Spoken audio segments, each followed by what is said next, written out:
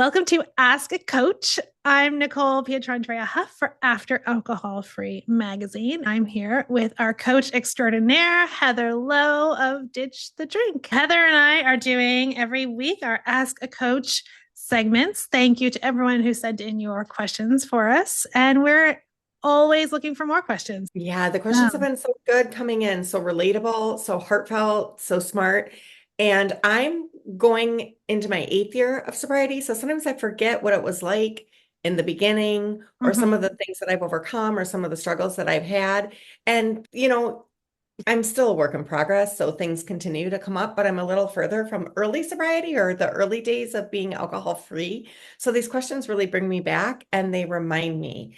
And they're good for people further along to do a look back themselves. They're good for people who are sitting in the same spot as you. So if you have a question, somebody else has that question too. So they're all anonymous, no matter how they're submitted, they're all anonymous. So continue to send your insightful, brave, smart questions. 100%. If you feel this way, I guarantee someone else feels this way. And every single question we've done so far, I've been like, oh, yeah, I either remember feeling like that or I still feel like that. Yeah, there are questions that I had myself. Yeah. Yeah. So let's talk about today's question. I'll read it and then Heather's going to share her answers and we will discuss. So this one says, Dear Coach, I am a few months sober and my emotions are so intense and all over the place. I thought I would be past this by now. I feel rage, anger, sadness, and irritation, and I don't know how to process these feelings. I've been distracting myself by cleaning and running a lot. I feel like I'm avoiding things kind of like I was doing before, but without the alcohol. What am I doing wrong? Sincerely, emotional wreck. Mm-hmm. Welcome. Congratulations. You're Yes, feeling your feelings. exactly. Yeah, Welcome it's hard to the because rest as of your drinkers, life. yeah, we don't like to do that. And now you've taken away your pacifier. So we don't know how to self-soothe. I often call it the big thaw, especially in a few months, anything like around, I think 90 to 100 days, a big thaw of like you're starting to come back online. The physical, any kind of physical dependence that you may have had on alcohol is starting to decrease, and the emotional regulation definitely feels tricky. Your nervous system, you've been feeding it alcohol to numb all this time. And now you're not numbing, you're feeling. And again, you don't have your number one pacifier, which was alcohol, to kind of dull that down. So there's nothing wrong with you. The good news is there's nothing wrong with you. You're just right. You're just where you should be. And it's intense. So a lot of compassion, a lot of patience, and a lot of grace, but you can move through these emotions. And this is how you build yourself. I feel like everything I needed to know, I learned in sobriety. And it's exactly this. It's feeling that discomfort and not jumping ship on myself, figuring out a way to soothe myself that isn't alcohol. So the first step in any change is, of course, awareness. So having awareness, so calling it, saying it out loud, which you've just done. I'm feeling rage. Oh, I love that one. Name it to tame it. Say it out loud. I'm feeling mad, feeling sad. I'm feeling disappointed. I'm feeling rejected. I'm feeling angry. I'm feeling jealous. I'm feeling whatever you're feeling. Feelings are normal and they're natural, and there's no right or wrong feeling. The feeling is the right feeling because it's the way that you're feeling. So you can just accept it, become aware of it, name it, and then accept that you're feeling that way. You don't have to push against it, right? You can let yourself feel that way. And I think sometimes we have this idea of emotional sobriety would mean I'm a robot and I don't feel, or I'm calm. I feel calm all the time. Oh boy. Yeah, it's the furthest from the truth. Yeah, emotional sobriety doesn't mean you feel calm or stable or steady all the time. It means you can handle whatever comes your way. Yeah. And you're no longer a robot. You're no longer on those automatic neural pathways to just reach for alcohol no matter what happens. You are coming back online, like I said. So you are going to feel things, and you can navigate those feelings by allowing them, by naming them out loud, saying, I feel this way. And then say, okay, well, how do you take care of yourself when you're feeling this way? What options do I have? Right.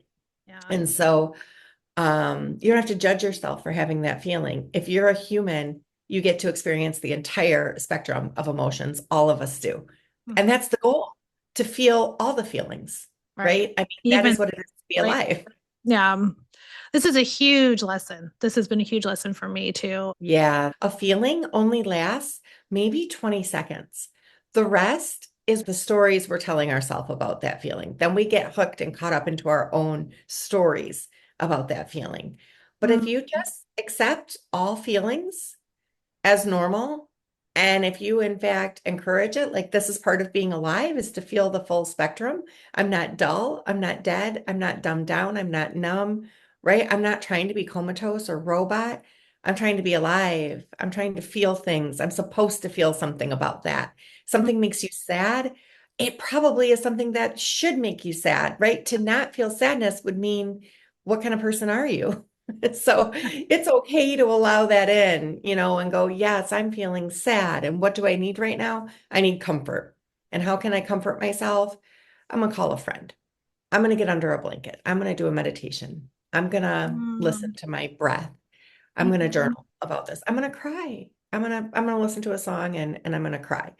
You're developing new coping strategies for how you feel instead of the only strategy that you had, which was alcohol. There's a lot of other ways to navigate and manage your feelings, but the first is becoming aware of it, saying it out loud, and then accepting it and go, I'm feeling sad. And you can go a step further. You can go, I recognize that the feeling I'm feeling is sad, right? You are not sadness. This is going to pass, but you are allowed to feel sad in a moment. I always told myself whatever I was feeling was wrong. If I Hmm. was feeling mad about that, I would say, well, you shouldn't be mad about that. So just stop feeling that way and get on with it, right? Yeah. Or you shouldn't feel sad about that. Or that wasn't about you. You shouldn't have any feelings about that. That's the Right. wrong The way to feel. judgment. It's like there's the Yeah. feeling and then the judgment for the feeling, and it makes it 10 times worse.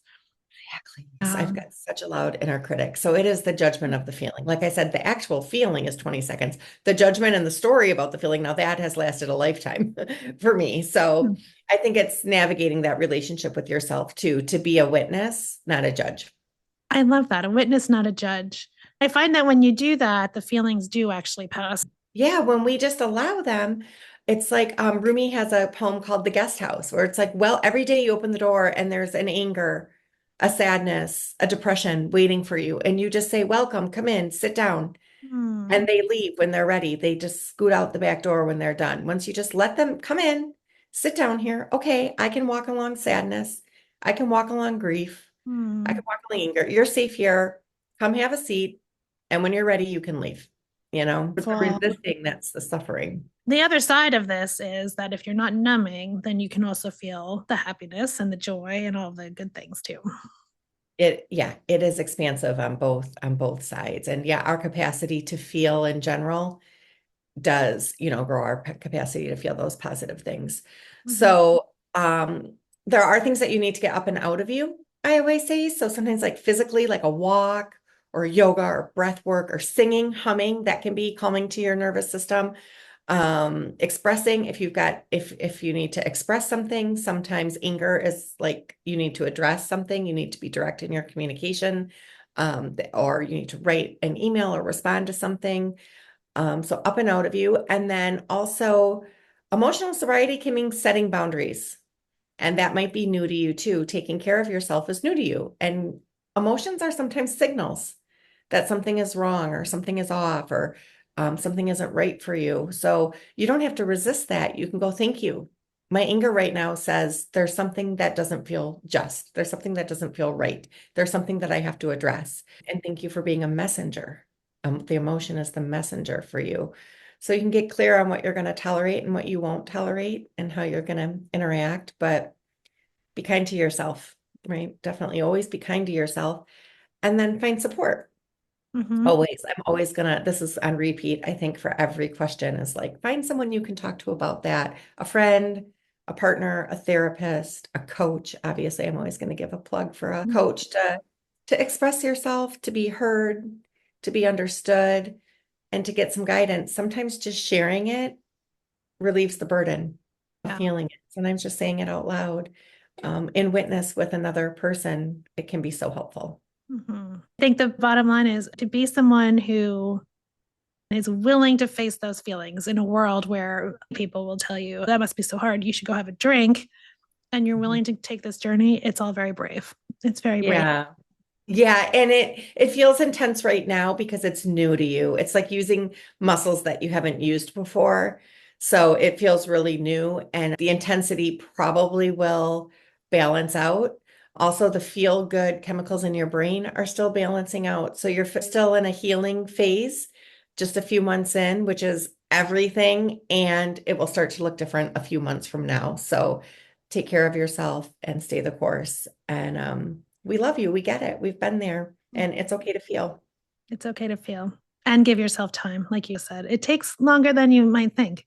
And then it keeps getting better and better. Harder and slower than you want it to be. Is the bad news. But it does happen, and it is possible. And it's happening for this person that's feeling like an emotional wreck. You're actually just healing. So good on you. Wonderful. We are so grateful for all of your questions and your honesty and your vulnerability. And we are here to support you. And thank you to Heather for your beautiful answers, as always.